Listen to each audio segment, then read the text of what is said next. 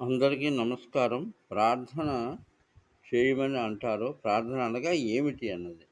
పరసత్వమునందు పరసత్వమును అర్జించుటయే ప్రార్థన అని చెప్పుకోవచ్చు.